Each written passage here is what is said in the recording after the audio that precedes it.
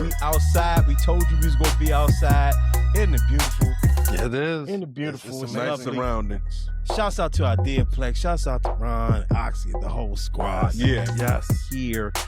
I'm Adam Butler. That's Paul Spann. Black Man Span in the very nice building. Yes, sir. You know what I'm saying? To getting all this ambiance. I got Al Green over here, Michael Jackson. You know what I'm saying? I got Adam's favorite album of all time right over here. Hey. You know what I'm saying? Like, things couldn't be better. Hey. What they listening to, dog? MSR, baby. You're MSR. listening and watching MSR, by the way.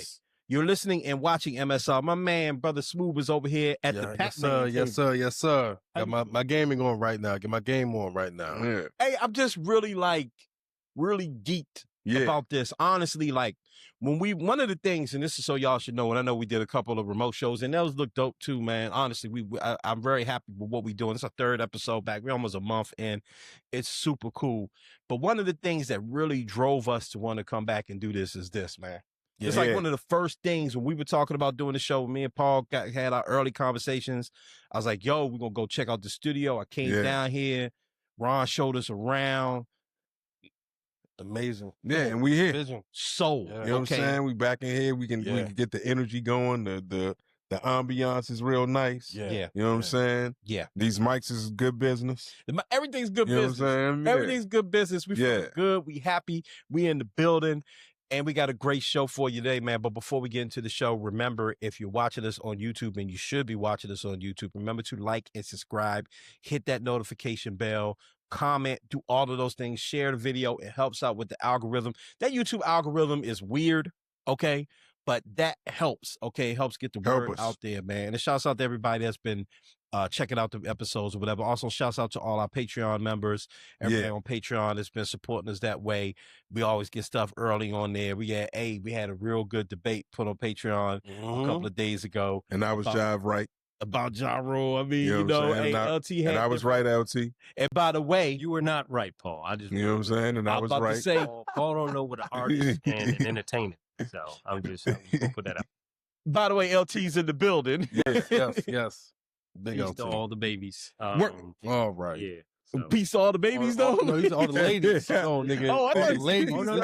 No. I most certainly did say baby. The children are our future. Like everybody right now, because we're horrible people. That's all I'm saying. We're all horrible people right now. Yo, we starting off hot. Yes. It's hot. Hey, Get there. We get there. Strike why it's hot. We miss one another. Yeah, man. LT live in the production room, man.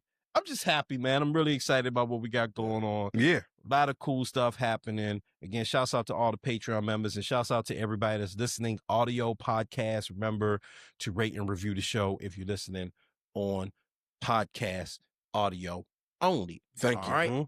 Real quick before we get started, though, real quick, I did want to have this conversation on air because we've been talking about this off air, and I wish Nargis could be here for this one because she was the one that put us on. She was this little documentary. I just want to take it just a couple of seconds. We were talking about it off air. We all watched the Jussie Smollett documentary, okay, on Netflix. If you have not watched the Jussie Smollett documentary on Netflix, get to it. Please watch it. Please watch it. Now, we are not, listen, this is no type of sponsorship or nothing like that. I'm just saying you need to watch it because it's highly entertaining, okay? And I'm just going to go ahead and say it. They tried their hardest. They tried really hard. It was a valiant effort, P. Like, really championship effort to make Jussie look like he was not lying about this situation, but he's clearly lying about it. That's what they were going after? They clearly were trying to prove the man innocent. You don't think so? Oh, well, I mean, quite possibly. I don't know if it was just like another ploy. Like, I don't know, because I don't see how they could think that would prove him innocent. Well, I mean, look, I'm not 100% sure. Okay, right. But I feel like he was behind the documentary. Like, I would think so. I mean, it was biased. Right. Most definitely. It was supposed to be. That's what I'm saying. Right. That's what I'm saying. It's supposed to be biased. Like, the goal of the documentary was to prove his innocence, right? Well, at least to give some type of doubt. I don't know if it's to prove his innocence, but maybe give some type of doubt. Yeah, at best. All it did for me was bring up thoughts that I think about myself in congruency to the cops. Right? Yeah. Like that was all that it did. I didn't go like, oh, glaringly, man, this guy seems like 100% innocent. But for some people, that leaves a gap of some type of like, it's about possibility, right? Yeah. Because I know what you're saying. I champion the possibility of cops lying just because, I'm in the back of my mind, I always think the cops are lying. Right. You know what I'm saying? Fair enough. I think the one thing we're missing is that, like, Netflix, I think they cornered the market on documentaries as of late, and their main focus is always entertainment. Right. So, yeah. Basically, like, regardless of whether, you believe he's innocent or you believe like he's lying and he's with the shits and all that other stuff, the fact of the matter is the way they always end their documentaries is like, what if? Right, like the what if. Right. You never know. You never know. But that may be, I think they did a good job of at good that. journalism, because it's kind of like it's leaving up to the consumer to make a decision. It's like we're not trying to put as media, because we're already critiquing media. Right. Within the doc itself, or a lot of docs. Yeah. It's like, what I mean? We'll leave it up to the people. Yeah. To see what they got to say, or what they think. And I think that's a very safe space for a media conglomerate to be, to be in. It's safe. Well, two things. I agree with you. As with some experience in making a documentary, and we in this room have experience with creating documentaries. One, that was probably Netflix. I don't know how much Netflix has to do with the actual documentary. I'm not disputing what you're saying, because you're right, because it's airing on Netflix, right? Right. The reason why I believe he's probably behind it, and I'd be curious to find out, and we just kind of just talking about this. This is like this isn't like one of our planned topics, so I didn't like research whether or not Jussie Smollett's production company is behind, or Journey Smollett's, or whoever. Right. But the bias was obvious, but it did a good job of not being overtly biased, because no documentary should be overtly biased, right? Right. I remember it wasn't Oprah's documentary. Actually, let me correct myself.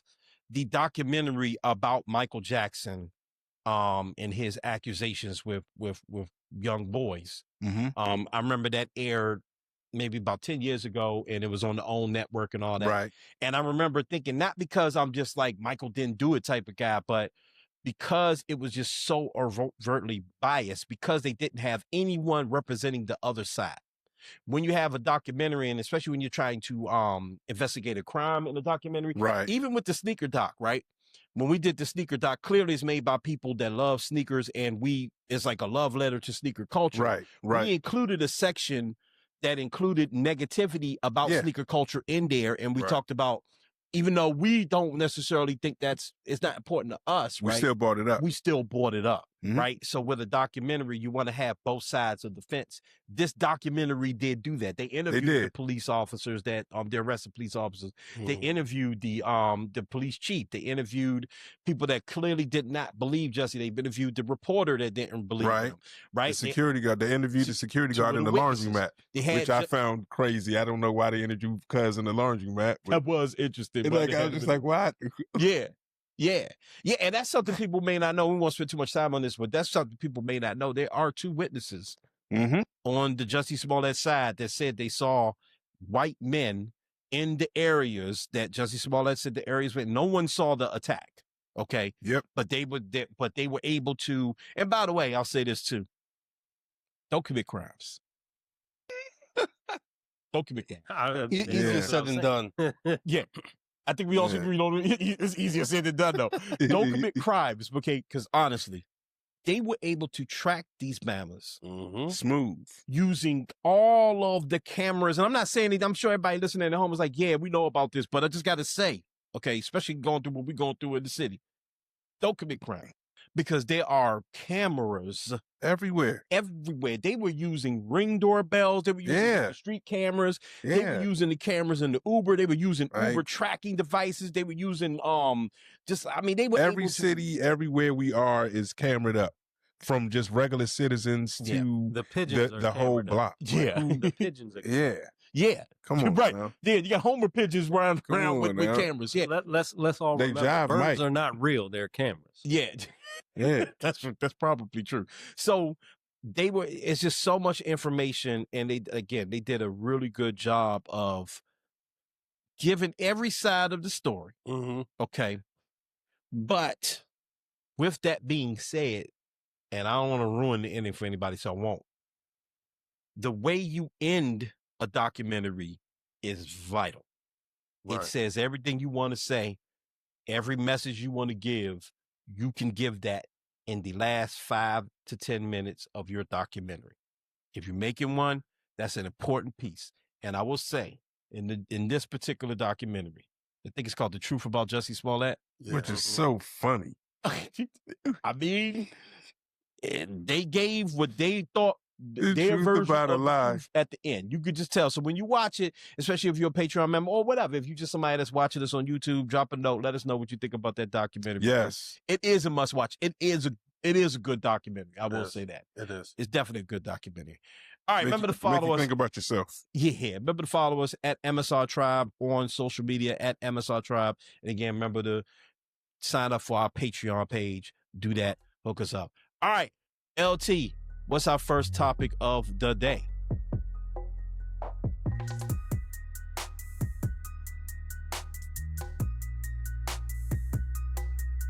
First topic of the day. As we all know, President Orange has been talking a lot of mess about the museums, the Smithsonian museums, claiming that they are too woke. They speak a little too much about slavery, because I guess slavery was a thing that happened in America. But yeah, let's talk about it. All right, let's talk about it. Your man, President Orange, again, on his social network, True Social, had a lot to say about what he thinks about the museums. I do want you, P, if you can, go ahead and read, what we call it, a social? Yeah, I guess a soch. We'll read a soch. Go ahead and read the social so that the people know yeah. exactly what he said, because it's a wild read. His exact quote was, "The museums throughout Washington, but all over the country, are essentially the last remaining segment of woke." And you all can insert his voice, woke, to however you want to do it. You can insert it right there. The Smithsonian is out of control, where everything discussed is how horrible the country is, how bad slavery was. He like really wrote that. How bad slavery was, and how unaccomplished the downtrodden have been. Nothing about success, nothing about brightness, nothing about the future. We are not going to allow this to happen, and I have instructed my attorneys to go through the museums and start to the exact same process that has been done with colleges and universities, where tremendous progress has been made. This country cannot be woke, in all caps, because woke is broke, in all caps. Oh, boy. Then he says, "We have the hottest country in the world." That is such an incredible line. All right. "We have the hottest country in the world, and we want people to talk about it, including in our museums. We want people to talk about how hot our country is in museums." Woke is broke. Okay. All right. So all that is very funny and horrifying at the same time. Okay. Oh, The man. obvious is funny. Woke is broke, the hottest country in the world. All that's hilarious. Okay. I also don't believe Donald Trump has ever, well, maybe not ever. I'm sure in his younger days, he's gone inside a museum. Okay. But I don't think Donald Trump has stepped Probably inside not a museum. purposefully. Because honestly, on a more serious note, when you go to the museums, and why that tweet is that social, That's whatever it why is, that's soch. Yeah. is wild. We're going to get to the slavery part in a moment.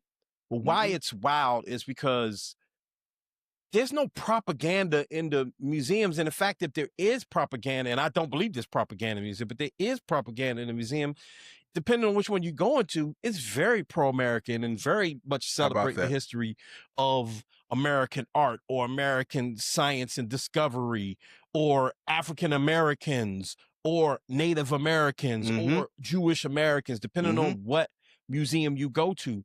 But the story of African Americans, Native Americans, Jewish Americans do include some pretty horrifying things. And even if you go into the Holocaust Museum, you're not, it's all about how Americans helped defeat Hitler and in the Holocaust. So it's a again, to me, it's a waste of time to go, because I want to go deeper than he shouldn't be doing this. It's obvious, right? Like he doesn't know what he's talking about.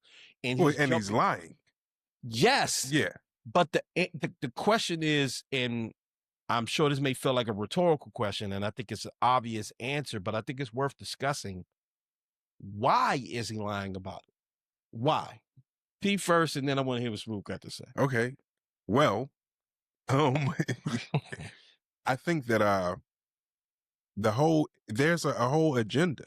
And if we were to, like, there's an agenda that honestly, some of these things are being followed from Project 45, in my personal opinion.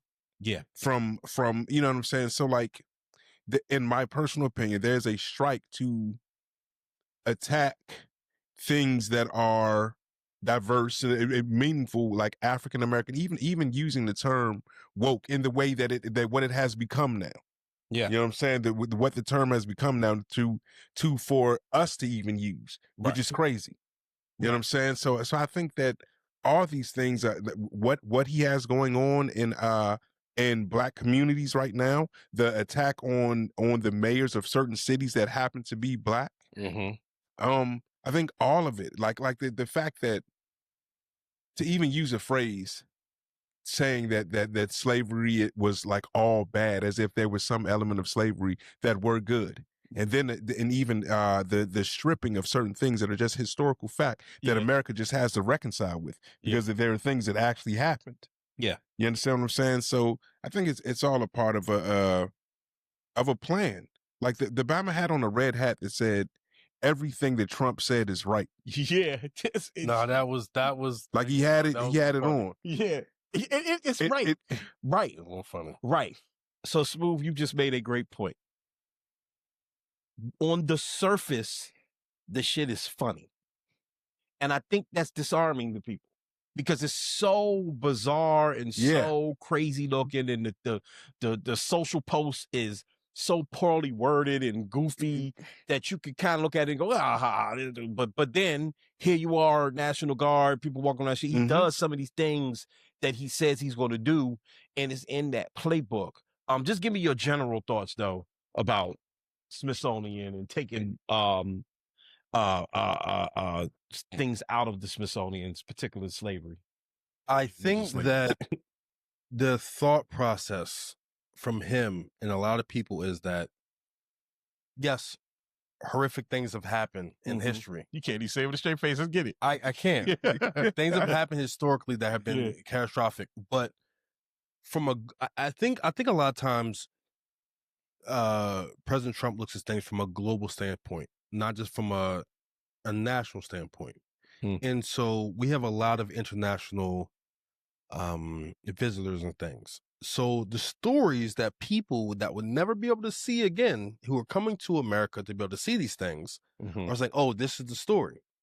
I think the idea is to make it seem like we're just one America. That yes, well, let me be extremely clear. I do not agree with him or what this thought process is. But I think what the thought process is that if we acknowledge that, fuck shit happened. Right. But we're still one America and we're stronger as one unit than we ever have been. I think that's the push. I think he's doing it very sloppily, if that's even a word. You know what I mean? But I do think that that's the concept, is that, you know what I mean? Even though we've had our issues within America, we're still one America. Right. And from a global standpoint, I think that people have to kind of consider that of like, what's that look like? Right. And again, I know it's a little muddy because we know the truth is versus what he is trying to surmise. And he's very off kiltered. He's wrong for that. Yeah. But I think that's the mindset. I think the mindset is more from a national, from a global standpoint. Is that word you use? National? Yeah.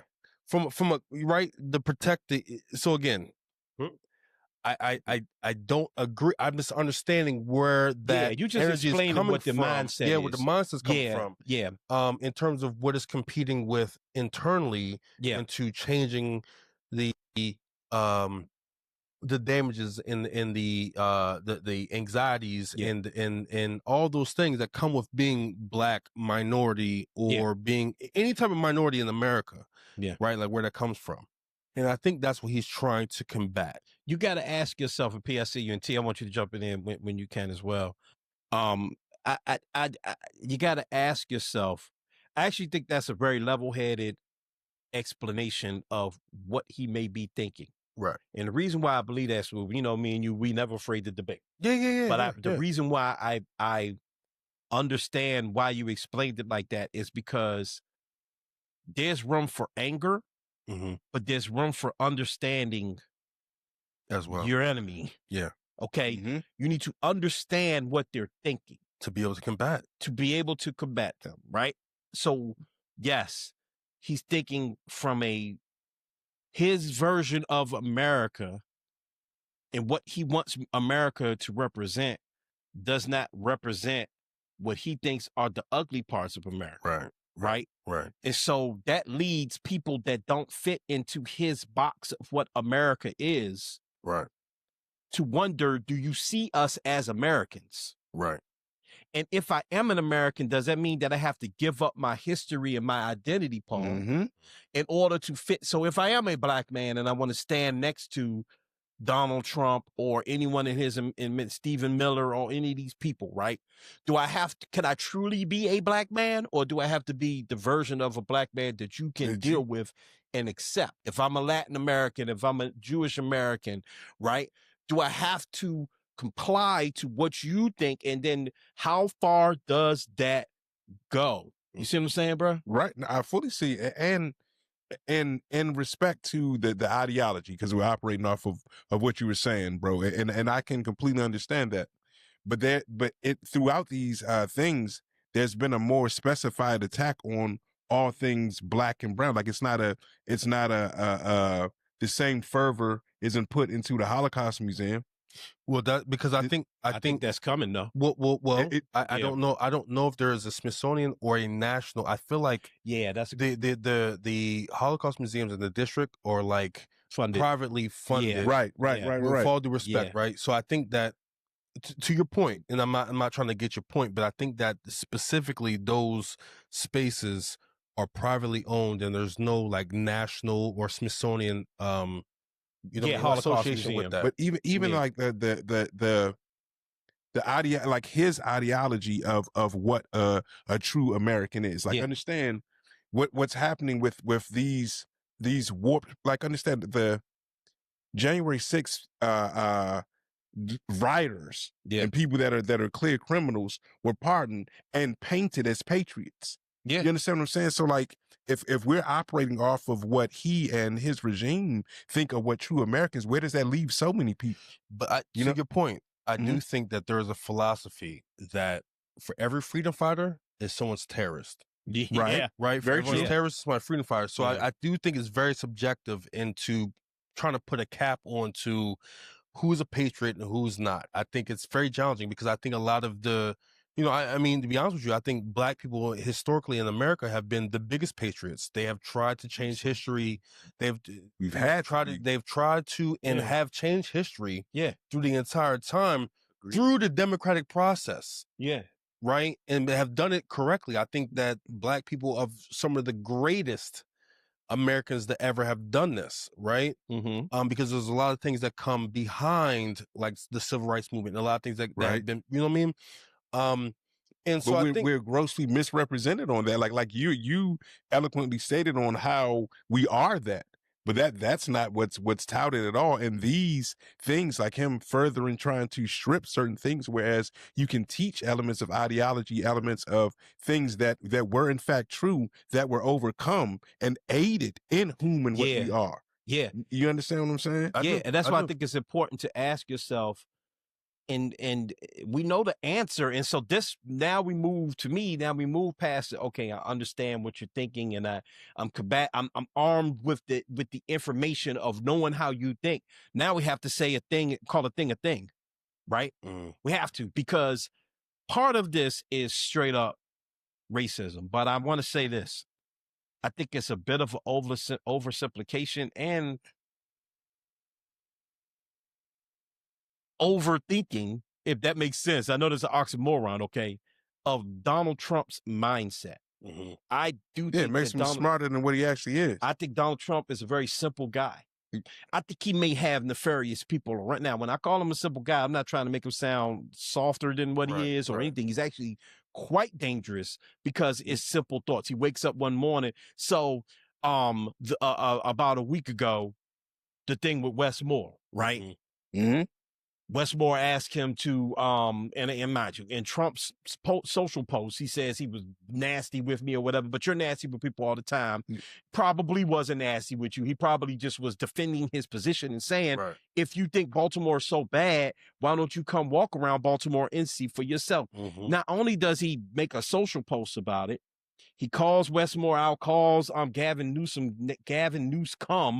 as a president. Okay. And he threatens to take away funding of the Key Bridge. Yeah. Which was a disaster. Okay, so that is not a logical person. That is not a deep-minded. And I think the mistake that people make with Donald Trump a lot, the president of the United States, is applying the logic that they may have, or applying the logic of like a Bond villain to him.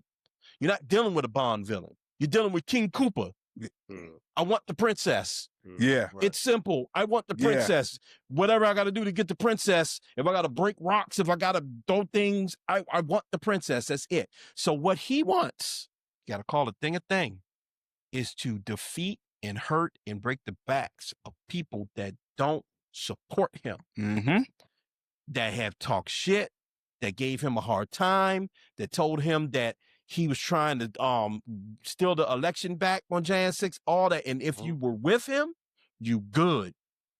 So if you were one of those rioters, you good, because you were on his side. So because remember, in his first administration, I'm not saying he didn't do racist things, and it wasn't the whole there's good people on both sides stuff and all that, right?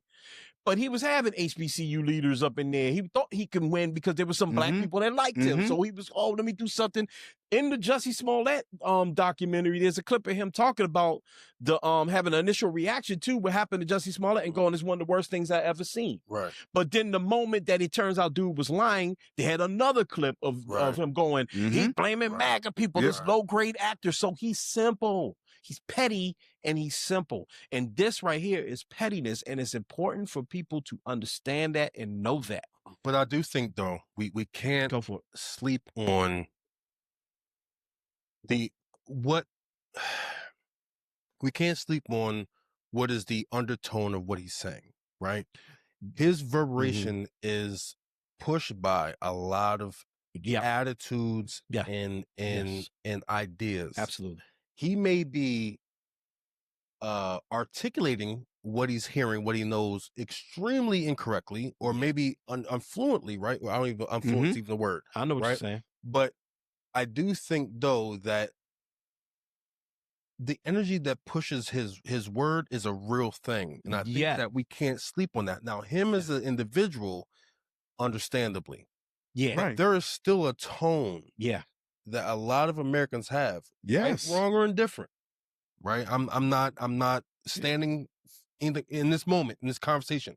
Right, in this point. But I'm saying that there's a lot of people that do share the same sentiments that he has. Right. I think that no matter how doofy or goofy or sinister or cynical we may be of President Trump, we do have to remember that there is still a group of people. I agree.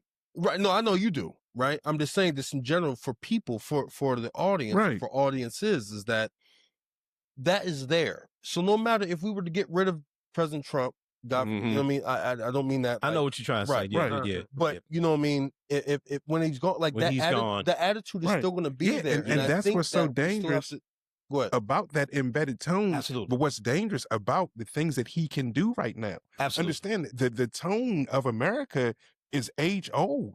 I don't even know if elements of like. The only way that the fabric of America is really going to change is through thought process and things in the youth and the people that are going to be coming up, that are going to be here when we're not here. Like these ideologies have already existed long before, and they have to do with why he's able to do certain other things.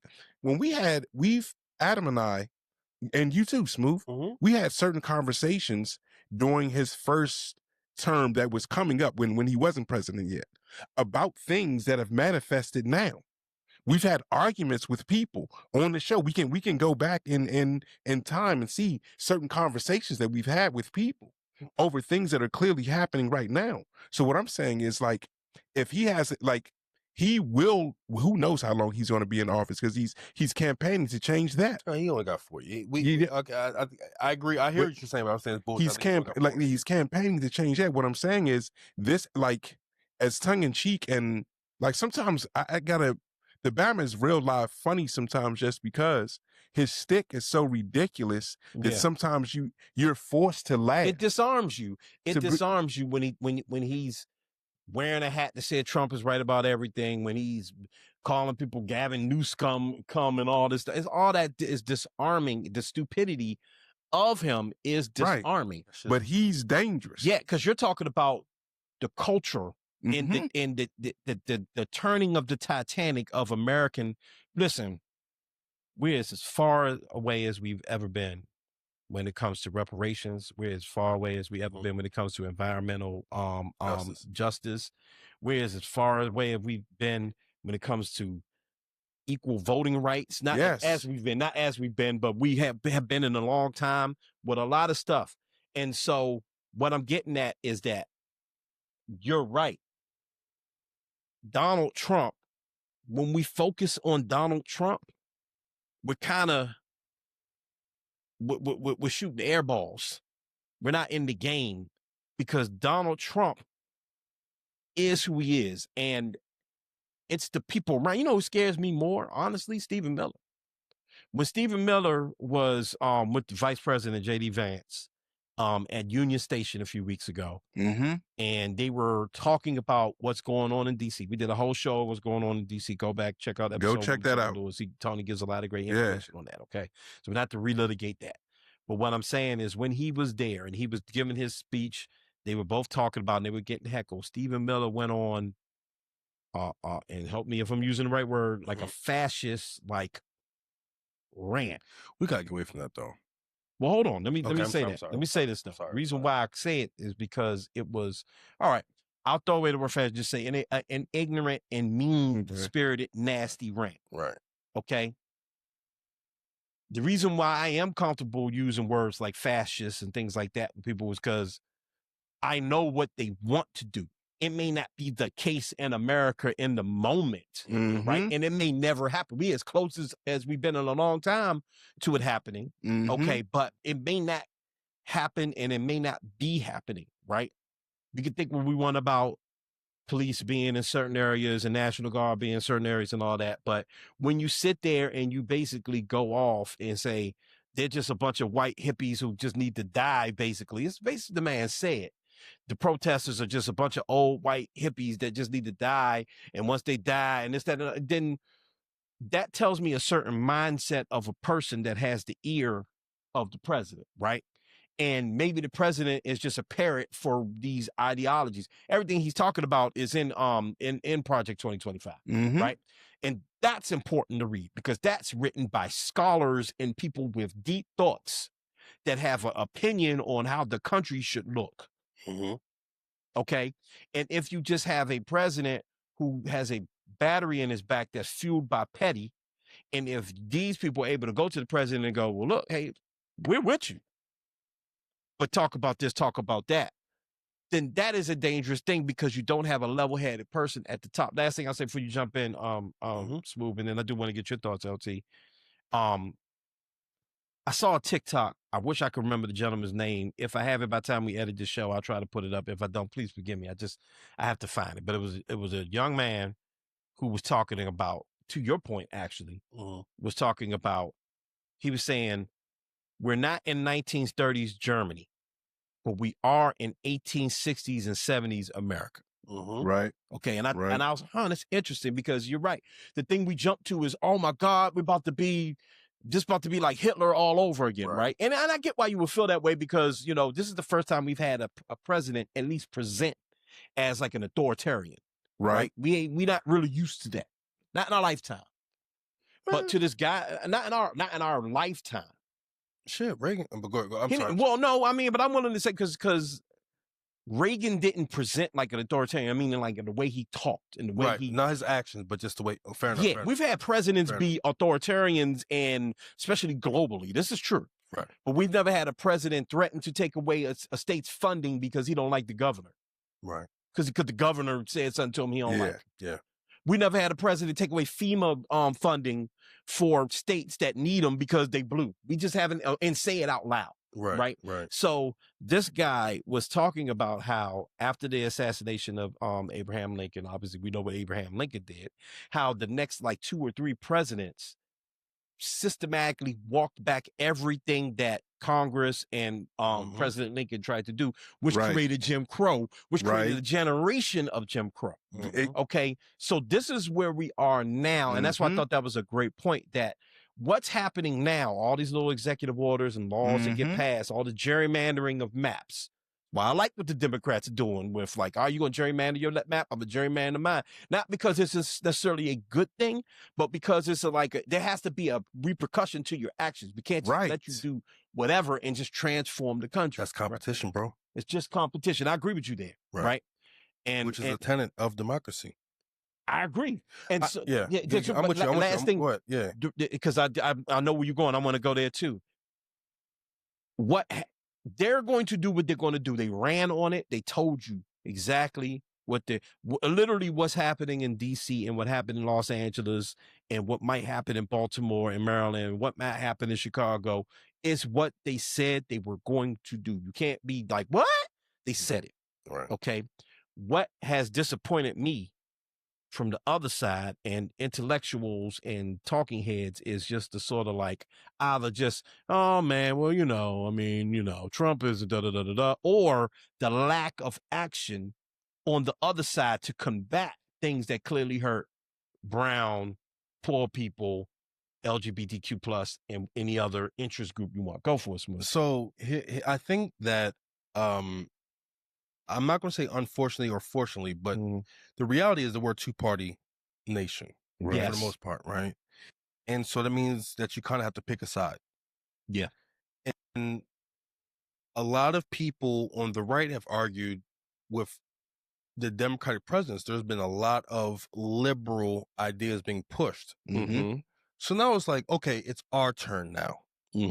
Right? We had to deal with a lot, yes, Obama and his liberal thoughts. So, the opinion right. So it's not me. I'm just from me and being a shift in American culture. Exactly. Which is real. I just think it's worth saying this. There has been a shift. Some think it's for the better, but there has been a shift to believing women's rights, LGBT rights, and things like that. And it was become very more left. Yes. It was very not just influential, but like it was like a tsunami. It just happened, and it was like, all right, you got to deal with it.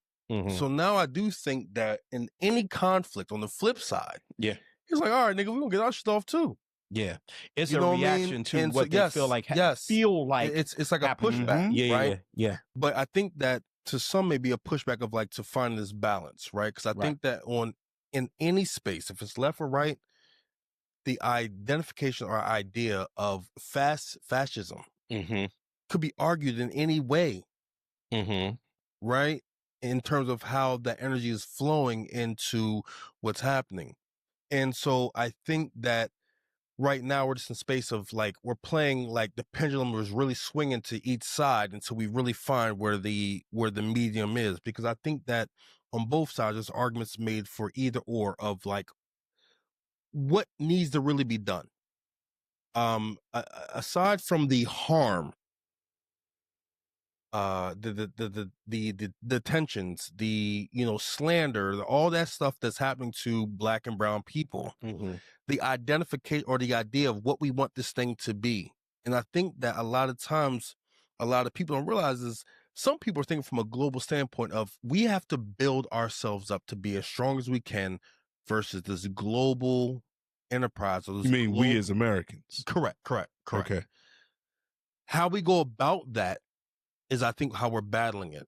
And when you're talking about that, you're talking about no particular race or group, and you just talk about all of us Americans, in general. correct. Okay. Correct. And I think that's what the mindset is, that where a lot of people want to, where I think that right wing idea is, yeah, we got our own shit in our home, but we're still Americans. And that the weaker we appear globally, these other people who are Voltroning up, that are getting all their monies together to be like, yo, we're not fucking with America, and all of the sites are on America. I think from a global standpoint, that's the thing. I'm not saying right or wrong. Yeah. But I do believe that's where this is coming down, because we are not only the youngest nation, but we've had the most influence. And now it's like, oh, you niggas did this, y'all did that, y'all did this. Okay, now we got our sights on you. And so now it's like, okay, we got to protect ourselves from multiple different standpoints. Now, some people may say we're being on an island. Some people may say we're just protecting ourselves, right? But I think that I do think that Trump is thinking from a more of a global standpoint necessarily than an internal national standpoint. Okay, and I can hear that, right?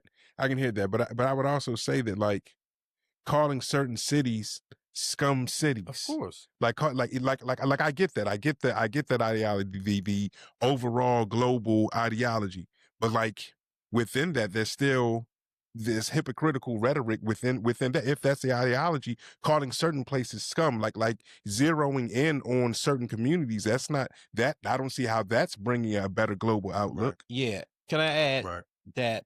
I think you're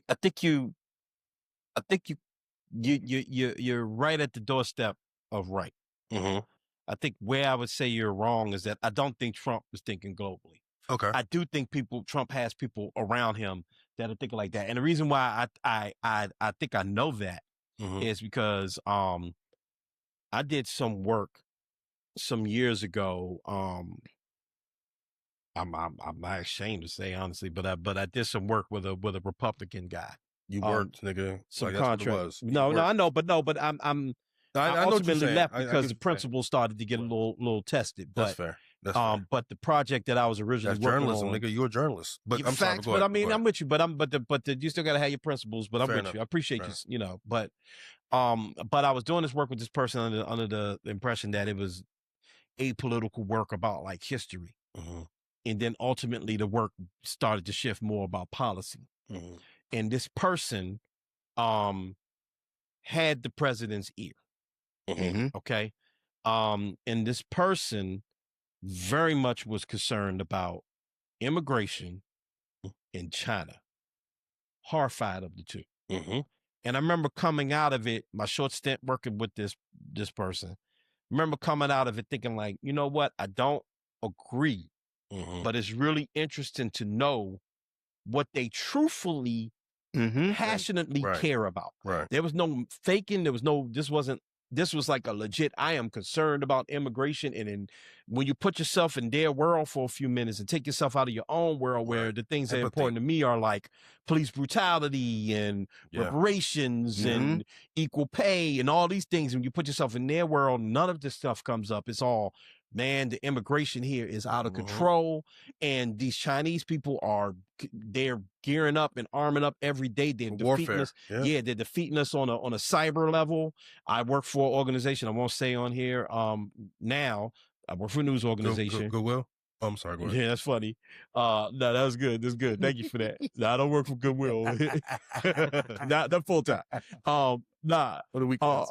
Yeah, only on the weekends. So shouts to Goodwill though. But no, I work for an organization and we do a lot of reporting on cybersecurity, Yes. cyber Yeah. infects, right? Yeah. And yeah, listen, one thing we don't talk about, especially on the left, is cybersecurity. Mm-hmm. But bro, that's what I'm saying. That comes back. I'm sorry. Yeah. Right. No, because I'm agreeing with you. Right. The problem is, in order to get their agenda, and this is why I cannot side with them, and I side more with us, even though we have flaws on our side. Of course. Boy, oh boy, right now, the way the Democratic Party is in shambles. I like what Gavin Newsom is doing, but Gavin Newsom has his own problems. Mm-hmm. I love Westmore. You know what I'm saying? If it's West, but people that live in Maryland would tell you some things about West. I don't live in Maryland no more. You know what I mean? So there's always that's hate, by the way. There's always something going on. But the reason why I cannot, and I would vote for Gavin Newsom or whoever before anyone on that side, is that they're willing to sell out and sell their soul to get things done. They're willing to put a bomb at the top of the ticket, which is Donald Trump, and try to control it.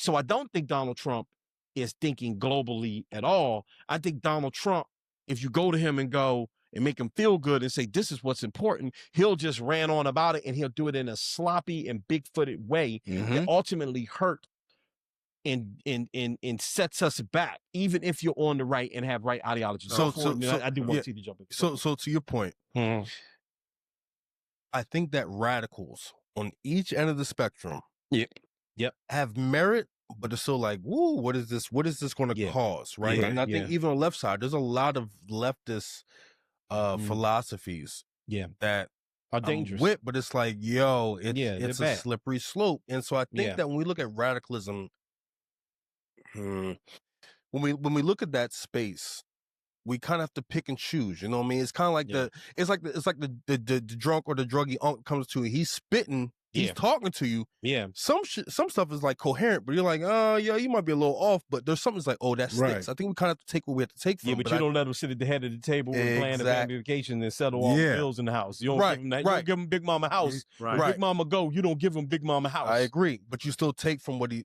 that person is saying. You do. Yes. And I think sometimes politically, that's what we have to do. Yeah. Right. But that's not what they're doing. I agree with you. There or us. I'm talking about people on the right. I can't assume where anyone is in this room. I know y'all, so I kind of feel like I know. Well, yeah. But I don't. When I'm talking about them, I am talking about people on the right. I'm just speaking about ideologies. Okay, please go ahead and elaborate more. So in ideologies, in that any far right, far left ideology is going to seem or going to feel like, woo, you thought it's right. Yes. Right. But I do think that it comes down to us to kind of pick and choose to a degree. Right. But we don't have that choice right now, is what I'm trying to say. The person at the top, the president of the United States, is only operating off of a radical right agenda right now. Right. If it were happening on the left, I'd say the same thing. Right. I like Bernie, but if it were Bernie and Bernie were president and everyone around him was a radical leftist and everything was unrealistic or somewhat dangerous policies that would set us back as a nation, I would be saying the same thing. I mean, I think to get 2 points, though. Please go for to your 2 points. I mean, Gavin Newsom and Westmore, right? Someone in those states could argue pushing leftists and or left-leaning priorities is disenfranchising somebody, right? I mean, I think that's in politics across the board. But what I'm saying though is, someone could see that is very radical in terms of with Maryland just having what was that? The Republican's name? What was the old governor's name? Oh shit, man, I know. I'm sorry, but him, right? What's his name? Governor of Baltimore. No, governor of Baltimore. No, governor of Maryland. The white. Hogan. Forgive me. Forgive us. Respectfully, I'm going to cut that. But Governor Hogan, you know what I mean? Like he, for the most part, while he maybe politically didn't agree with certain things, from a fiscal standpoint, he tried to get Maryland to where they needed to be. Right. And he also pushed back on a lot of President Obama, but President Trump's rhetoric as a Republican. So I think sometimes we have to kind of separate Republican from right-leaning, Democrat from left-leaning, and what. And I am not you. I'm just saying this in general, in the theory of how we talk about this thing. Agreed. Right. So absolutely, these aren't Republicans in the White House. Right. That's important to know. Right. Sometimes but see, a lot I of talk people to don't my know wife, that though. Yeah, I know, because sometimes, like, you know, like not but like people will go like, "Oh, you're a Republican." Like, I don't think there's anything wrong with being a Republican At all. Actually. Right. People Right? have the right to be whatever they feel. Right. Right. But these aren't just, that's why I mentioned, like, and again, I'm a fan of Bernie, and I believe if Bernie were president, things wouldn't be so like mean spirited, right? There wouldn't be like a petty agenda against people. But Bernie would probably have extreme left to ultra extreme left policies that we've never seen before, right? He ran on them, right? Okay, cool. Those things can set you back financially, can set the country back in certain ways that people don't think about if you're not like an economist and like really understand how things work, right? We could be critical of that. But what we don't want, what I don't think should ever be in the presidency, is an extreme this or extreme that. You should be as close to a centrist as possible, in my humble opinion. Right. Not only because the country is half and half, right, but because the House and the Senate are the Senate and the Congress are half and half. You have to work across the aisle. You don't alienate people. And on top of that, not only are you alienating people just with your policy, you alienate people with your words. Right. So you mentioned Reagan and GW and George W. We've had Republicans who are bad before as president, right? And I'm sure in some people's opinion, we've had Democrats that are bad as president before. But what they weren't going is, yeah, all right, but you can have a Coke and a smile or else. And that's the difference. Maybe not more modern history, but historically. Well, I mentioned, you're right. I'm talking about in our lifetime. You know what I mean? Right, in our lifetime, for sure. Yeah. So what I'm getting at is that it's dangerous because it puts a battery in the back. And T, I'm jumping right after this, please. It puts the battery in the back of people that you mentioned that have these thoughts, right? I'll argue that Donald Trump, the one smart thing he did do is realize, I'm going to do the thing that John McCain wouldn't do, which is I'm going to scrape the bottom of that barrel. Yeah. I'm going for it. John would have won. He was trying to take the Sarah Palin was on to something. Yeah. Okay. So he not only put a battery in these people's back, he's also a slave to them now. Now he has to. So this is why we're hearing about woke and all of these things, because that's what they want to hear. That's what the people that support him want to talk about. These aren't global issues. These are people in the UK and well, maybe not in the UK, but people in China and other countries don't care about whether America's too woke or not. Only a certain portion of Americans care about if America is too woke or not. Right. And that is where I think it gets dangerous. T, please share your opinion on this, brother. So, a lot of points.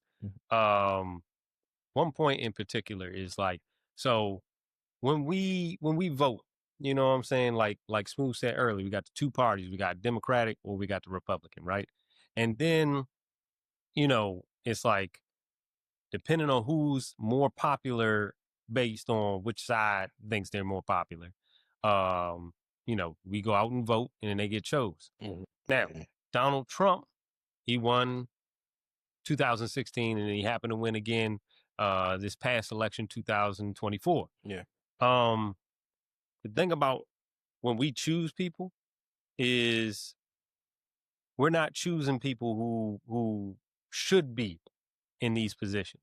You know what I'm saying? We're choosing people that are like Donald Trump was basically in a sense, a Twitter / Instagram. Like he's just Twitter famous. You know what I'm saying? Yeah. And people just jumped on that and said, "Oh, this dude's really saying something. He's saying something I can get behind." Yeah. And from that, now look where we're at. We're at a point where he's, like you said, like he's not the one doing it though. There are other people behind, like how, remember when we used to clown George W. Bush and say that Dick Cheney was behind him with the puppet string. Yeah. Same thing's going on with Trump. But here's the thing. Trump is more of a Pinocchio than George W. Bush was. Yeah. Like and he's an out of control puppet. No brain whatsoever. Yeah. Now, Trump, I'm not going to say he's a very scholarly man, but he has more of a brain than George W. did at that time, and he knows what to say to either get under your skin or whatever. But the main thing that you said was that he is petty. And He is a petty puppet. He's vindictive. Yeah. And that's the main problem, that we keep putting certain people in office that should not be there. Yeah. He's petty. He should have never had this high position. Yeah. We do that a lot with everyday jobs, but this particular job, like, you running a whole country, my guy. Yeah. You Yeah. should never have had this right. Yeah. To run this country. Yeah. But now that we are in this position, we're kind of like sitting there going, oh man, like, what do we do now? Right. And, it's just what, we got to keep doing what we're doing. Mm-hmm. But ultimately, like, it's almost unfortunate. We're almost like playing a waiting game. Like, we got to wait them out. Yeah. Wait out that shot clock. Yeah. Because in the next 3 years, we better be prepared to go into the voting booths and do our duty. Yeah. But just to speak on what you were saying earlier, Smooth, about being extreme on one side and being extreme on the other, we got to make sure that whoever we put as the new left is not going to be so far left that, but we just keep causing that issue.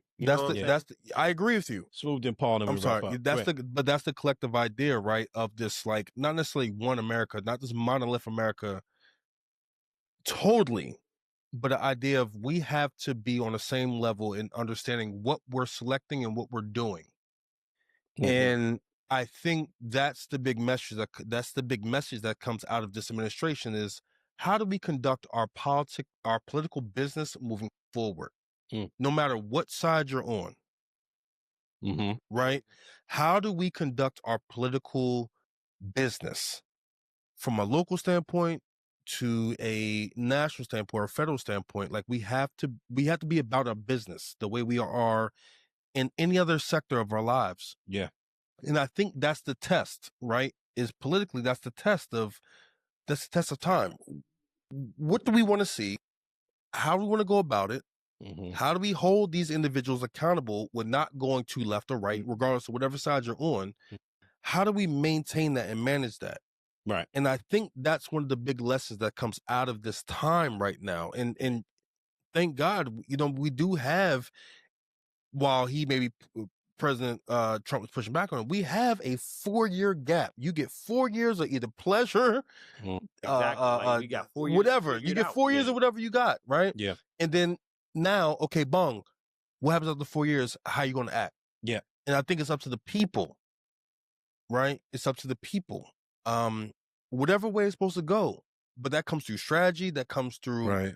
And let me be very clear. There's a lot of people who are boots on the ground in a lot of different spaces in America. There's even blue boots, right, on the ground in red spaces, still trying to get people to vote or trying to get people to register to vote or fighting for those things. So there's a lot of people who are doing those things. I'll let you do your thing in a minute, Paul, or a second. But I do think that this time right now is like, how do we reconcile with what's happening? How do we live we accept the emotion, but push out from that and then move on further? Yeah. I agree with that, all those things in ideology, and I agree with that. But I'd say that, like, even this ideology of moving forward in totality is different for certain communities that have to push and get elements of equality within what they're already talking about to even get to the grasp of having this global ideology of everyone.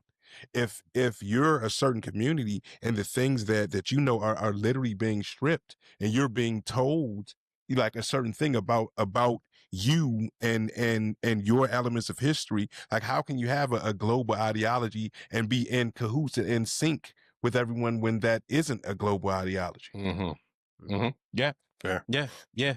Lot to think about. Yeah. It's fair. Lot to think about. Fuck them kids. Speaking of that, LT, what's our next topic?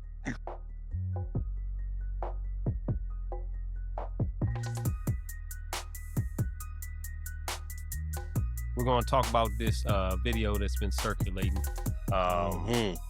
It's a coach. It's a football coach, basically going off on one of his kids because they burped during. I guess I don't know whether they just lost or whether he was trying to give a rousing speech, and they, kids were being kids, and he just decided to go off. I definitely have something to say about this, but let's talk about it. All right, let's watch the video real quick, and then we're going to get into it. All right. So, Pete, this was you, man. You sent this into the group chat. This is something you wanted to talk about. Yeah. What's your thoughts on this? When I first saw this, obviously, you know, we all surf, you know, we're just going through our timelines and all things. And this came across my timeline. And I found the conversation around it interesting because people were, you know, defending the coach. They were saying, you know, you need to be a hard nose like this with kids sometimes. Other people were saying this is emotionally imbalanced, and other people, and I just felt that the conversation in authority figures, male figures, be it black male figures, be it whatever figures, and when we're helping to bring up children, you know, that crash out factor, how you navigate that space, how you navigate disrespect and all those things. Yeah. And for me, when I was looking at it, you know, I'm a father, I'm a grandfather now. I've also played sports. So I understand sports ideology. You understand what I'm saying? Yeah. Like I understand that, but I personally have never been a fan of crash out behavior. Right. Me personally. And especially when you are an authority figure whom is teaching young men how to comport themselves. Right. You know what I'm saying? Like, so like if like I get it, you know what I'm saying? The boy burped, it was out of turn, and I guess he may have been trying to be funny or something like that. But like, if you're like that, to me, there's ways to be assertive without crashing out. Okay. There's ways to teach. And I don't mean like I'm domineering you, like I'm dominant, but there's a way to teach reverence without also losing your emotions yourself. Right. You know what I'm saying? So I think that it's important that we begin to teach better emotional control, because it's the precipice of life and how you respond to the world. Like crash out behavior, that's how, you know, people just are so overcome with emotion that they shoot people over something said to them. You know what I'm saying? Over an emotion, over a girl rejecting them. Yeah. Over, you know what I'm saying? So I'm just never, I found the conversation interesting, and like I said, I'm just never a fan of adults crashing out over kids. I see me go I think we gotta define. We tend to put certain terms or ideas like crashing out very broadly. I think that depends. Keep it in specificity to this case. What do you feel? Right, but specific to this case is I feel like there is an authority figure who has taken the time out of their day, being paid or not, to try and mentor and maybe even get their own personal career objectives to maybe a certain coaching space to a certain point. And you got niggas playing.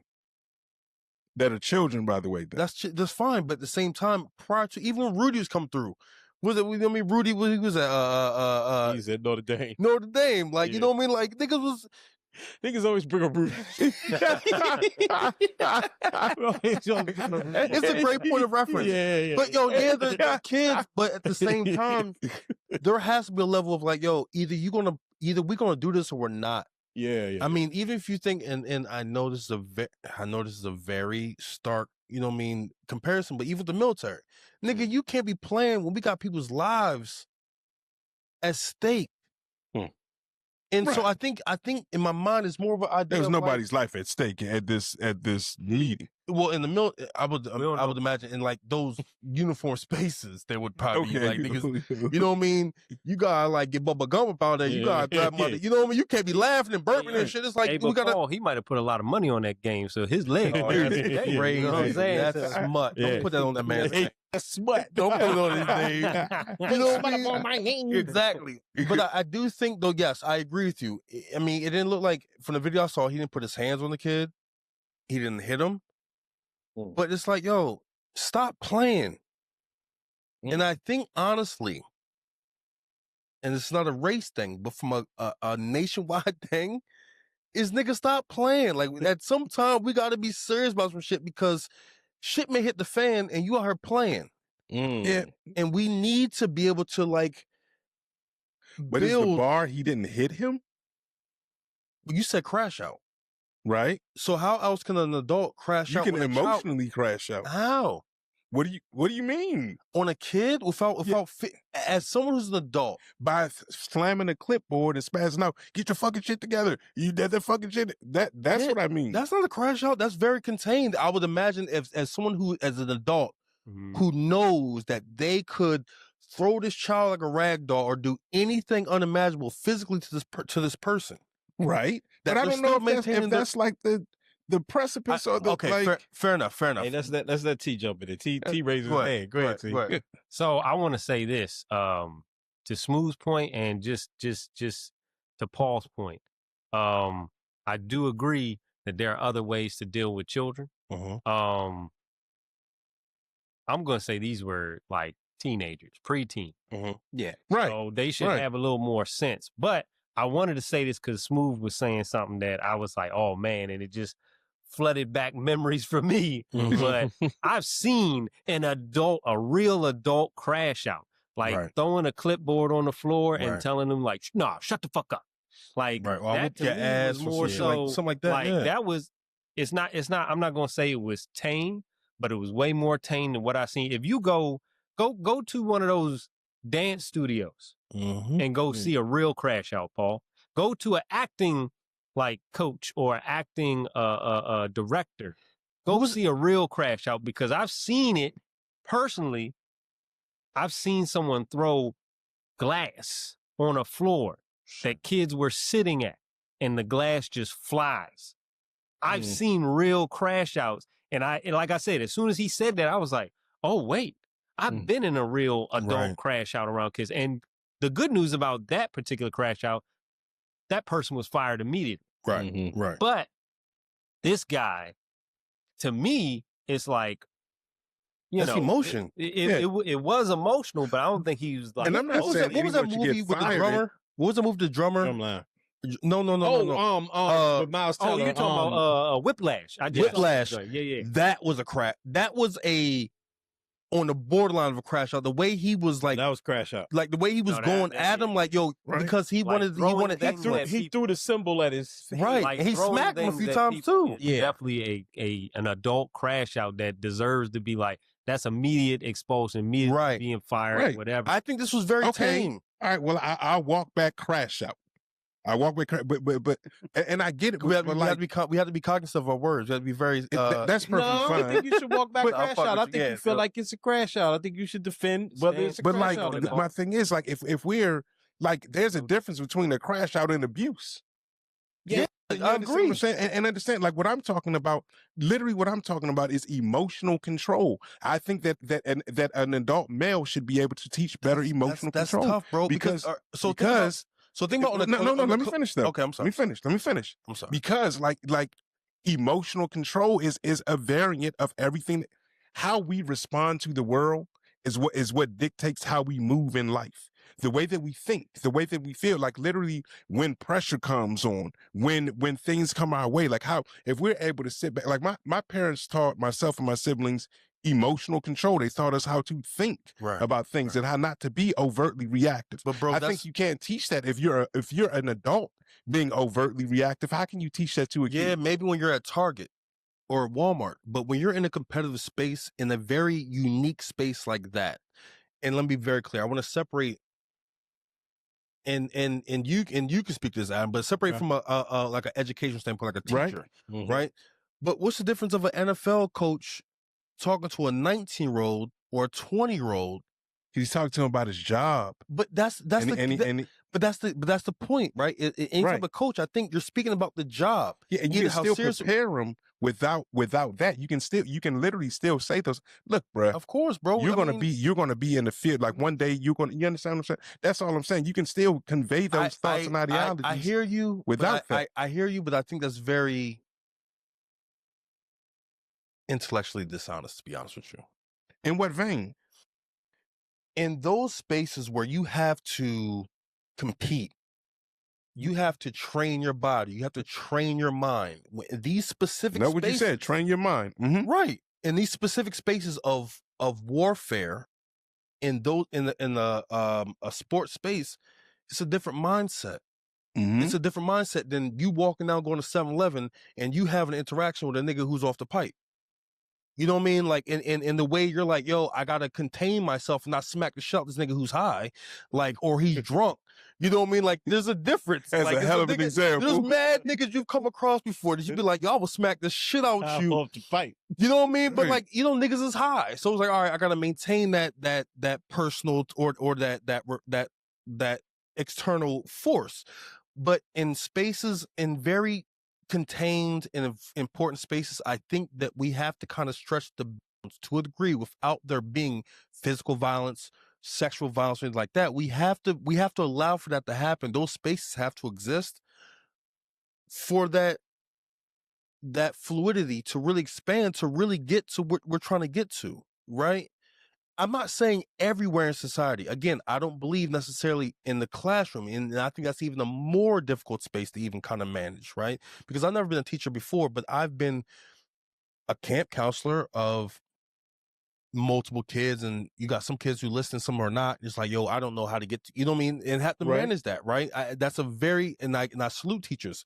But I think that there has to be a space in society, in some circles of spaces, that we have to allow that room for adults to kind of not spaz, but like get up there to a degree. Okay. Have you ever spazzed before as an adult? On some kids? No. I'm just in general. Possibly. Possibly. Possibly. It's Nigga, not you been on really the a earth for thing that about I do. 63 No. years. You gonna tell me in 63 years you ain't never. I'm just saying. I think You look good for your age, boy. right. You look amazing. Right. I got more grades than you. But I'm saying though, but like in that space, I think that there we have to allow room for flawedness. And it has to be able to exist in other spaces. The other spaces we can't do that in the regular office space, but on the football field, the basketball court, the tennis space, like we have to allow that because you are competing, and when you're competing, you have to get into the core of that person to be like, yo, this is what we're doing. This is why we're spending the time to do this. And I think that we have to allow that to a degree. So there's a question that begs to be asked. Was this the first time this kid did this? Was this the second? Fuck that. It's stupid shit. Or was it the millionth time this kid has done this? Yeah, you know, you get to like you get to a, but it's a group space. I don't think it's just one child. I think it's the idea of the entire space. And that's what I'm saying. Like how many times have they done? Because they could have just as easily been switching off. I think that's important. Who gonna burp this time? Yeah, I think that's who gonna fart this time? Yeah, and it's like sometimes kids, even adults, do it. They do it on purpose to Paul get does all a the time. reaction out of it. And that's right. I had to cuss Paul out the other day. And Another reason to practice emotional control. I flipped out on Paul just yesterday. Yeah. Right. You could be ham sandwich. Like, what you doing? You on the ground. Live with it sometimes. And like Paul says, we kind of got to figure out emotionally, like, oh, this really bugs me. So I need to find some other outlet to, like, he could have just as easily walked out and been like, you know what, guys? If y'all don't want my help, I'm gone. Yeah. But that's demoralizing as well.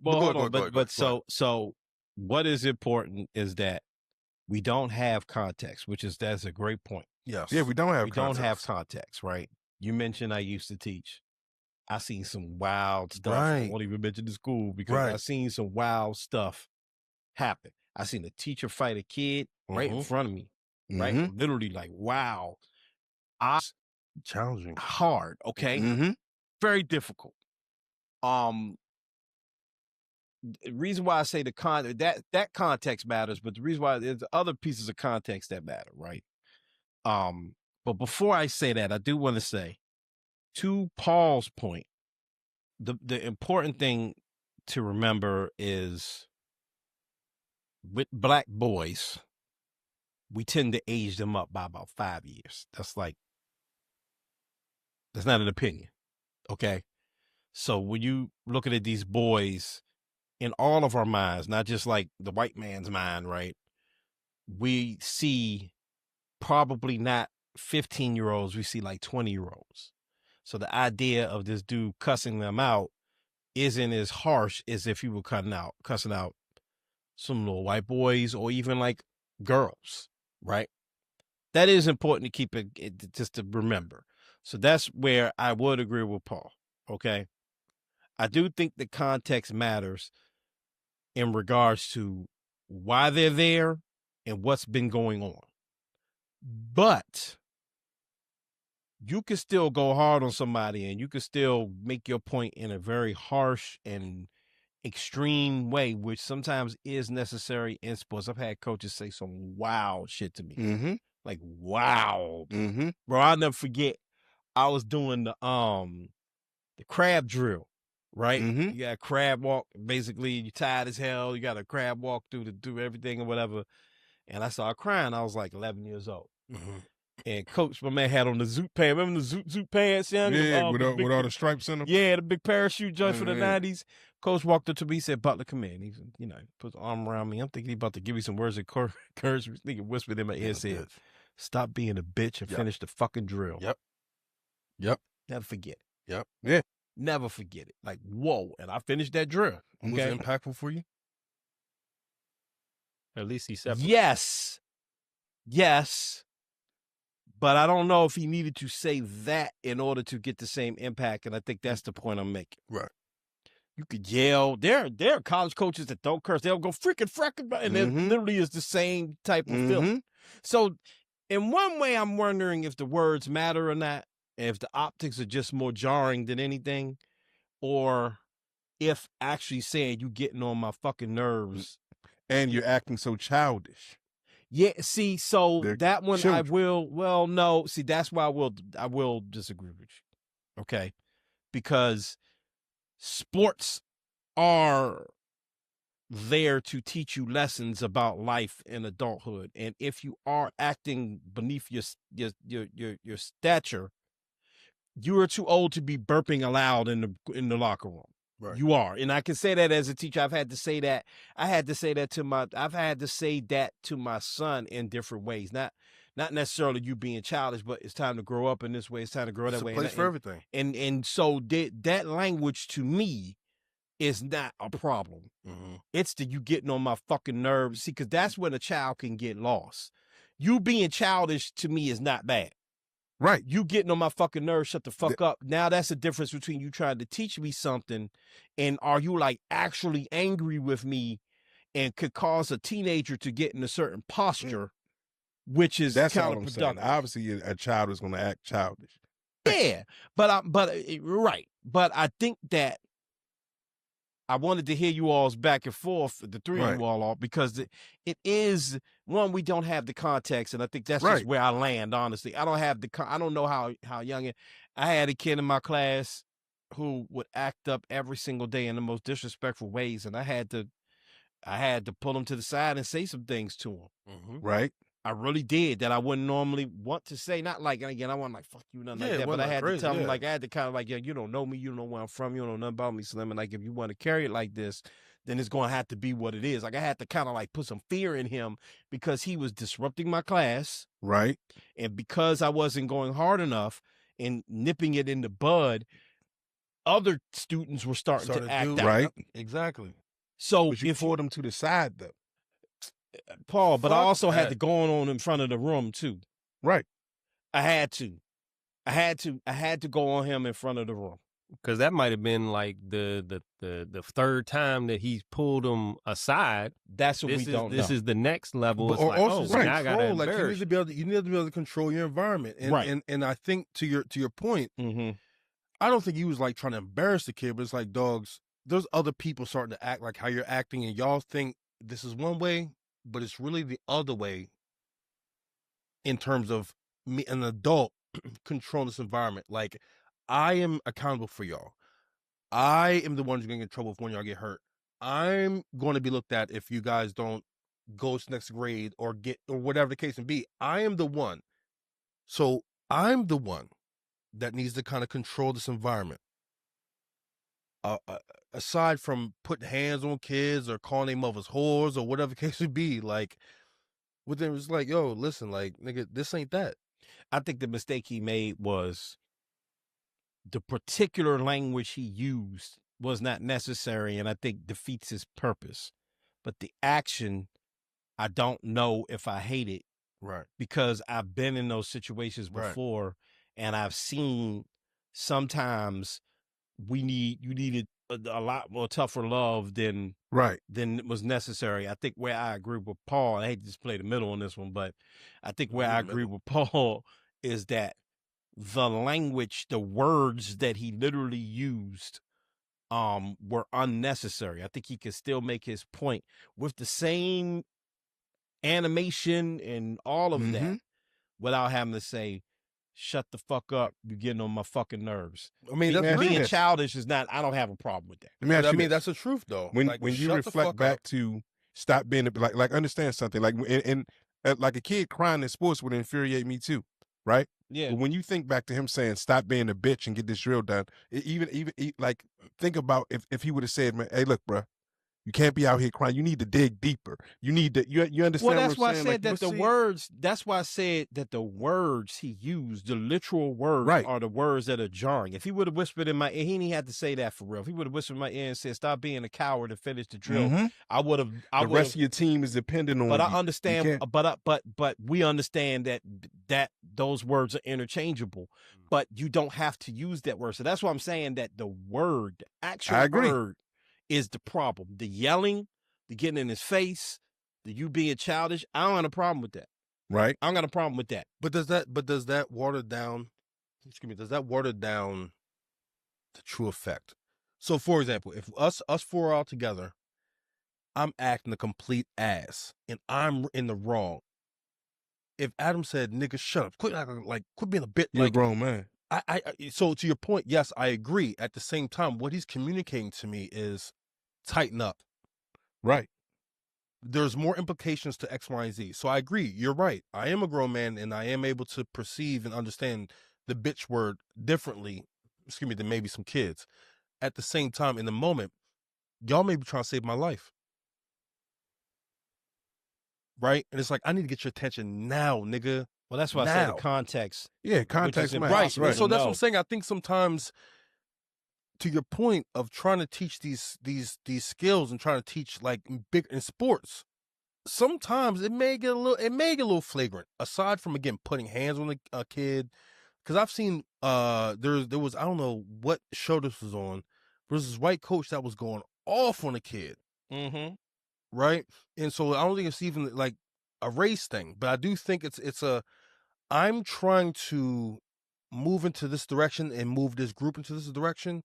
How are we going to handle that? Yeah, I mean, and are you putting up a barrier to that? Some of it, and we'll wrap up in a moment. Yeah. But some of it is, if you're deciding to play this sport, and something was said, I think Paul said it earlier. I think you compared it to the military, and Paul said your life's not on the line. Right. Yeah, in a literal sense, no. But I will say your health is on the line. Like football, I remember my brother was playing, and he was a little timid out there. He know this. It's what I'm talking about. And I told my father, he can't be out there like that because he will get hurt. Right? If you boxing, you will get hurt. So it is a level of mindset. Like, nah, bro, you playing around, you gonna get hurt like messing around. That's not what he said. So I won't put words in his mouth, but there is that. You choosing to play a sport that is hyper masculine and hyper, and you get talked to a certain way. That's the number 2 thing. Okay. But I will encourage any adult to temper it. I will say that there was a coach recently that was having an issue with a kid on a soccer team, and he didn't cuss the kid out or nothing like that, but he was a little mean to the kid because he was frustrated with the kid, and the kid was very upset. And what he said was, I don't regret doing what I did, but what I will do is go talk to him. So follow it up. What I hope happened after that was a conversation. You know why I talk to you like that, right? Because you keep playing up in here. Right. You know that. So you can fall. And that's why I'm saying, like, I can't make a solid judgment. Well, both of y'all being parents, how do you think you would receive? Oh, hey, listen. I got a little boy. Right, that's what I'm saying. No, I'm about to tell you. Right. He got his son too as well. well. Right, exactly. So, but I seen my boy had to get. Actually, there's been times when I'll be like, man, I just wish to go just get his ass, because I could see what's happening out there. I know him. I live with him. I know when he's being, so I can see it. And as mama, God bless you, baby. But I'm saying, but if you heard a coach speaking to your son, I wouldn't have a problem with it. I would. Now, what I would want for the coach to do is to follow it up with a conversation, right? And if he didn't, then I would talk to the coach and say, bro, you can't just leave with that. Right. I hope that you following up. Right. And we could be, we can use our common sense and our judgment on when things are going too far. And again, I keep going back to this word. Right. I don't know the context. Right. So I don't know if this coach is just, I don't know if he's the dude from Whiplash. Right. That dude was out of control. That's why, dude, that's a true. By the way, the guy that wrote that movie, that's based on his life. So he's really talking about a person that used to throw like cymbals at his head and make him drum to his hands bleed and all this stuff. That is out of control. There is fine-tooth context to this stuff that makes every situation different. If you're just dealing with a Bill Parcells type, a Joe Gibbs type that just getting your Bobby ass. Knight. You're not doing But I was gonna say Bobby Knight. I couldn't think his name, but or what was the dude Bobby from Knight Philadelphia? Bobby Knight was throwing chairs at the Owls. Temple. That's a better example. I can't remember his name. I can't remember his name. John Chaney. John Chaney. Yep. Yeah. You even, and I'll leave my comments on that. Paul, you close it out. You could be John Chaney, or you could be Bobby Knight. You could be throwing chairs at people. Okay, because you got a temper. Or you could be John Chaney, which is a coach. This is like, hey, if you go play for John Chaney, just know he gonna get in your ass. He gonna make you feel dumb sometimes, but he doing it because he wants the best. He cares about you. You. Right. Go ahead, P, and then we'll I'll just say this, and a lot of things that I was talking about is on the emotional control level, right?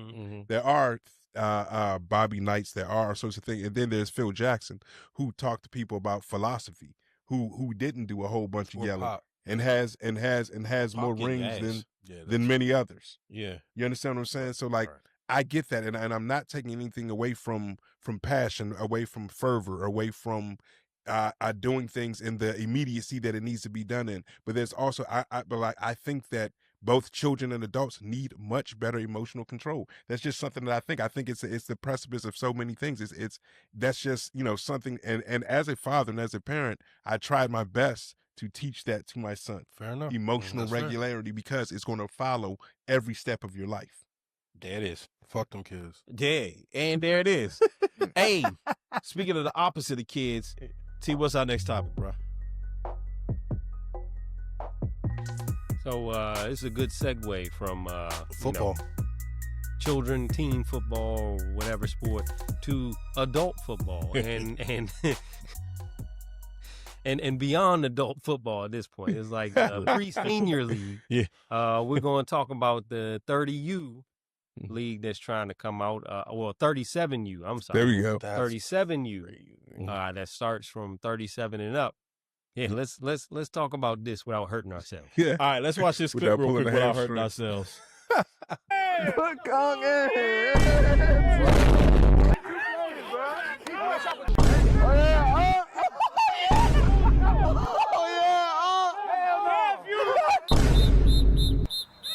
Oh man. Oh man, Cool said he can't play.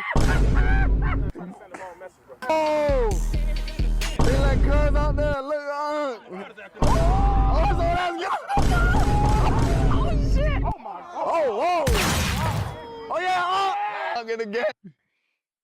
All right, so this is something I want to talk about. We're not going to take a whole lot of time on this one because really it is what it is, right? It's funny. It's hilarious. Part of me feels for these brothers because I know where they are in life. And it's listen, y'all. And shouts out to Van Lathan in High Learning in the High Learning podcast. I stole this from you all. You don't talked about this, and I thought it was interesting. Rachel and the whole crew. I am not so quick to be dismissive of these brothers. Not because they should be playing contact full all out collision contact football with pads at 37 and up. Okay, no. All right. I'm gonna look. Paul asked about which camera. I'm gonna look at the camera and say, stop. Okay? But I will tell you that when I look at this, I think about getting older. Mm-hmm. I'm 43 years old. Jesus. Damn. Right. I'm 43 years old. Paul is 73. Yes, Lord. I'm 47. Clarence with no gray hair. Clarence is ageless. But no, Thank you. in the brain. There you go. That was good. Yeah, you know. No, but I think about getting older, and I think about even when I was going through clips of this show when we were about to come back, and just seeing the younger me, and you just get younger and younger and younger, and what you were talking about and what you were thinking about. You know, even the last time we did this show was 2018. It's 7 years ago. Do the math. You know what I'm saying? And so I was, you know, this MSR Adam is always a younger man, right? This version of this show, we talked about how we wanted to talk about our age and where we are in life and things like that. So I think about like the fact that I'm a middle-aged man now, and that's weird to think of because to me, I'm just Adam, and I wake up and I got all these weird aches and pains now. My back hurt for no reason, but my wife a little younger than me, so I'm like, oh, my back, my neck, this, that. And I'm sure it's not like the sexiest thing to hear. Like your husband waking up, oh goddamn, my neck and my back and it. But what I really think about, Harriet, yeah, for real. What I really think about though is about 3 years ago, I had my own 37 of you moment. Okay. We were outside in my old neighborhood. We used to have like a little basketball court or whatever, right? A little goal. And we shooting around with the kids or whatever, right? I don't know what got into me. Hold on. I don't know what got into me. But your boy rose up like he was 18 again. No. I rose up like I was 18 again and two-hand yam tomahawk that jump with no effort. Like I was 16. I came down once I landed. I was like, oh shit, my man Dean, shouts to Dean. Dean was like, Dean about my age, same height that Dean was looking at me like, bro. He literally said, I didn't know you could do that. I said, shit, give me the ball again. And again, did it again. What the fuck? Oh, I could dunk again. I'm 40. I could dunk again. Oh, shit. My wife and them was out at brunch. They come home. Dean like, yo, your husband just two-hand dunked the kids. Was like, yo, Mr. Adam just feeling good about it. Jen go, I ain't see it, so it ain't happen. Uh-oh, she trolling. Okay. So the night go, we go to whatever. The next day, we drinking beers, eating pizza. It's like when the kids' birthday party. So we got all this pizza and beer and, you know, beers for the adults or whatever, right? And Jen go, I hope you didn't have beers for kids. No, well, yes. Old duels. Yeah. Beers for the children. Like, what's for wrong? Kids. So, we drinking and all that, and stomach getting, you know what I'm saying? You know how it goes. Yeah. You know what I mean? So I'm sitting there, Jen go, do it again. Yeah, so you say you ducked yesterday. So, yeah, I ducked. Yeah, I ducked. She said, well, let's see it. And you couldn't look weak in front of your wife. I had to go out there. That's crazy. So I go out there. I got a video of it. If I find it, I'm going to put it on here. I got a video. I go out there. I had a Jordan jersey on too, by the way. Right. Wait, was there a t-shirt underneath the Jordan jersey? Nah, I ain't you got your ham hocks out. I had the hawks out. You had the hawks out. What's really bad is that the build up to the story just feels like this is going to be a terrible ending. I'm waiting for it. It's a lesson. So I go out there. They got the cameras out. You know what I'm saying? Everybody look at me.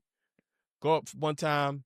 I ain't rise quite high enough. I missed. Oh, all right, man. All right. Well, I'm full. You know missed, what I mean? like you hit the rim. Nah, I ain't Grant Hill, but I like just like you know how like when you go to dunk, you just kind of like you end up like kind of like throwing the ball a little bit more. Right. Yeah. I just didn't get high enough. Right. So I go, but you know what? Whatever, man. I just need to get a better running start. That's it. All for beers. Yeah, all for beers and Papa John's pizza. Beers and ego. Beers and ego. Right. And shadiness from my wife. Right. Yes. I go back up. I get a good little. You remember, P, when you first learned how to do it, you get that. You got to get that step running off. start. I go up in the air, and I swear on everything, my knee made a noise I never heard. I didn't realize your knee could make a noise. I didn't understand. I didn't know your knee could be audible. Right. My knee literally said, right. It said, fuck them kids. My knee said, fuck them kids. Right. Fuck that youth. Okay. My knee screamed when I got in the air. But in the air, I'm like, well, I'm up here now. I got to try, you know what I'm saying? But I believe I ripped my ACL. Oh, my God. come down, boom. Oh, you hear me in the video. If I put up, you go hear. You hear me go, Dean, I go, Young, I think I told me. But did you make the dunk, though? No. See, because Smooth, what had happened, unbeknownst to him, that 8.5 feet that they had the rim at those nights earlier, they had moved it up. Nope, you know what I'm saying? It To regulation. was 8.5 feet. Nope, I'm not gonna let you Just take think about away. 7'8", And that is the point. I'm not gonna let you take away that moment of joy for me. I dunked that joint twice on 10 feet. Right. 7 feet. The day before. The day before. It's a folklore. The next day I was eating. My man Dean saw it. All right, Juicy. Hey, Dean saw it. Ain't no juicy. Right. So the lesson is, Went to CVS, the Walgreens was closed. hey, so listen, I yelled that joke twice, 2-hand, baby. Kids was like, damn. So anyway, the point I'm making is, and luckily I did not tear my ACL with my shit. No, I'm very happy for that. All jokes aside. Shouts to my man, I ain't gonna say your name, but my boy who was one of the weekend warriors, he ripped his Achilles. He ripped his Achilles recently, retired himself. Okay. What I'm trying to say is that I understand what it's like to get older. Yes. You don't feel it. You don't, in your mind, you're still you. You the regular. The thing no one told me about getting older is that in your brain, you just operate. I agree. Yeah. You just operate. You just you. It's like, Ain't nigga, nothing I've been different. done this before. It's nothing new. It's like Ain't- getting on the bike. Yeah. Ain't nothing different between the 17-year-old you and the 43-year-old you, except for some life experience, obviously. In your mind. But in your mind, you still watch the game, and you still go in your back of your brain, man.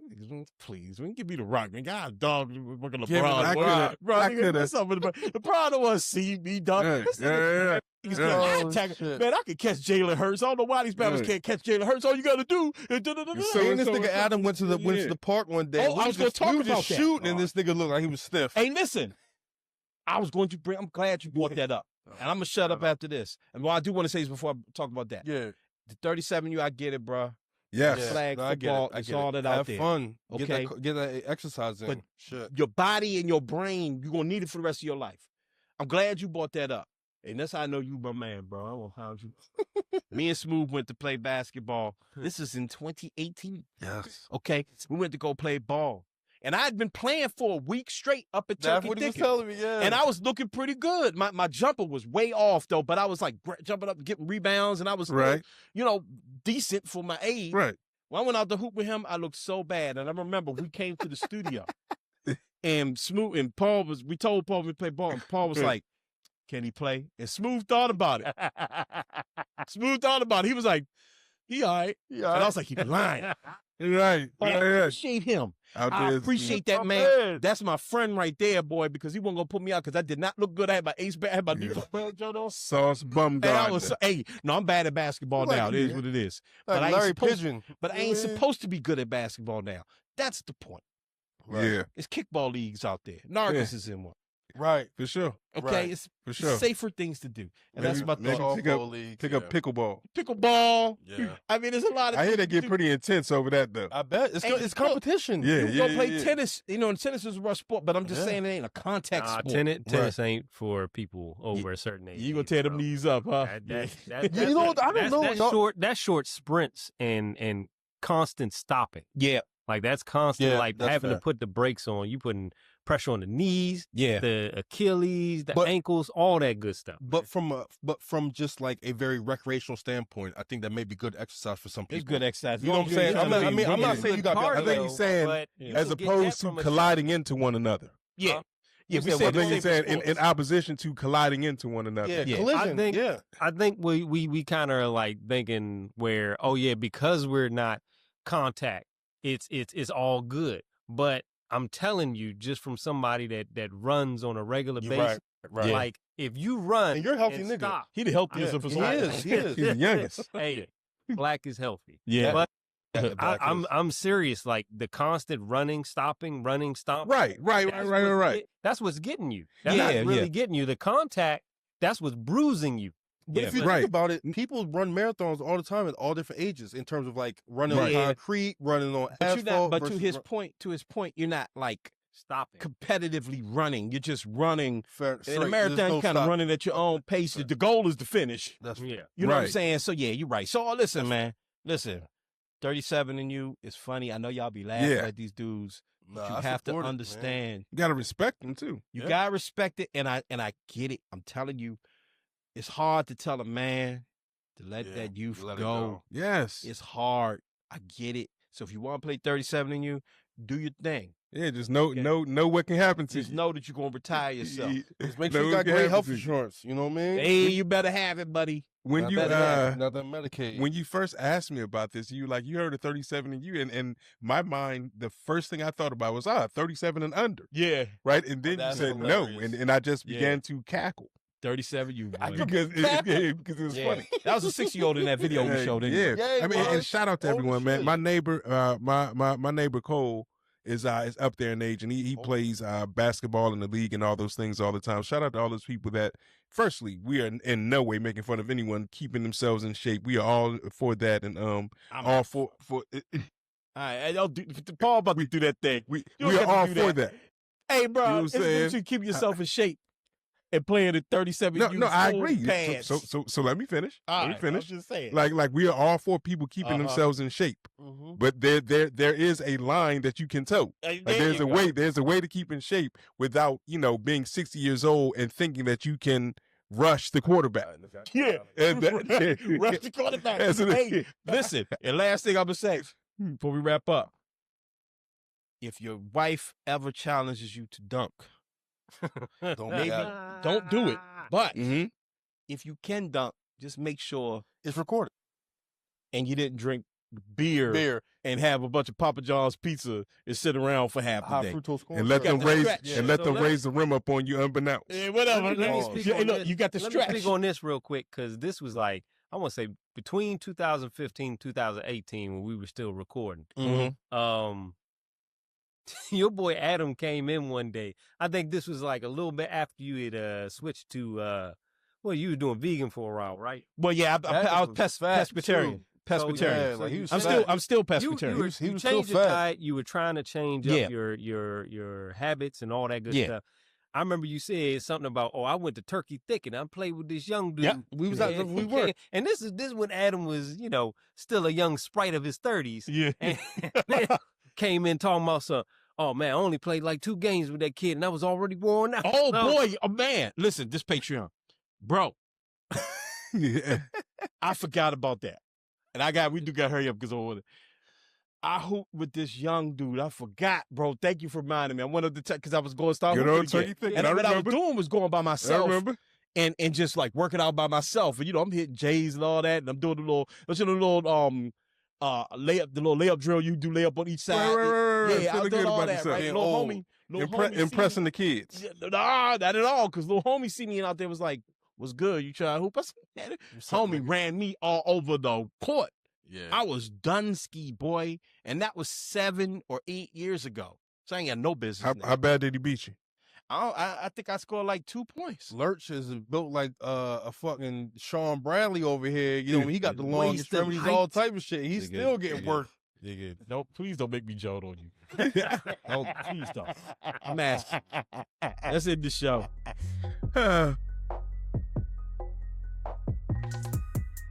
All right, ladies and gentlemen, thank you so much for tuning in. It was a wonderful show live in the studio, man. Yes, shouts out to Ideaplex and Ox and everybody for helping out with this show, man. Remember, subscribe. Hit the notification bell, all of that stuff. Remember to join our Patreon, join the MSR tribe. We got big perks on there and all of that stuff, man. At the end of the show, you'll see a shout out of all the people that already joined the show and signed up. Thank y'all. Patreon. Thank you so much. You keep the show going. Remember to follow us. I'm about to put on my own joint. I'm so used to this. Hey, but follow me, MSR_Adam. But also follow us, MSR Tribe, at MSR Tribe on TikTok. And the MSR Pod on TikTok and MSR Tribe on Instagram. Mindstream Radio on Facebook. All right, get with us. Peace, man. Feeling good, man. Yeah, it's been an absolutely wonderful show. Pinky. Yeah. Pinky in the brain right Pinky here. in the brain, for real. Smooth, good show. Yo. LT, good show. For sure. Yes, sir. All right. Thank you. And until next week, ladies and gentlemen, be great. Elevate us. We up out of here. Yes, sir. Peace.